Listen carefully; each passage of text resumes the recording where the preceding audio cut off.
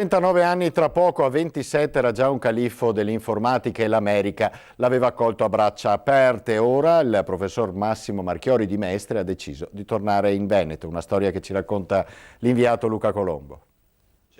Andata e ritorno, dal mitico MIT di Boston alla Torre Archimede, Università di Padova, in controtendenza nell'era della fuga dei cervelli verso lidi stranieri.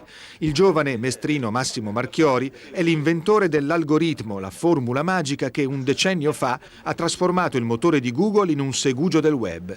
La ricerca è il suo pane. Pur di poterla fare in Italia, nel 2000 è rientrato dagli Stati Uniti, dove guadagnava parecchio di più e poteva contare su risorse ben più consistenti.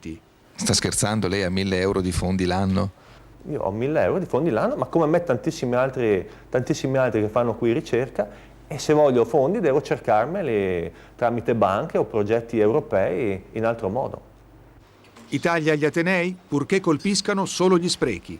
Abbiamo solo visto la prima metà di un film in cui si dicono si taglia, ma anche la seconda metà in cui si dica però attenzione, non tagliamo, tu povero ricercatore che stai facendo ricerca e c'hai 1.000 euro di fondi l'anno.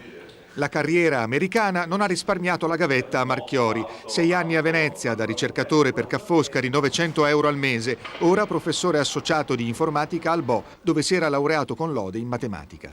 O si è praticamente raccomandati oppure si va avanti per anzianità, perché non c'è un sistema che premia veramente chi fa ricerca o chi non la fa viene più o meno, una volta che è entrato nell'università, trattato allo stesso modo. E non dovrebbe funzionare così.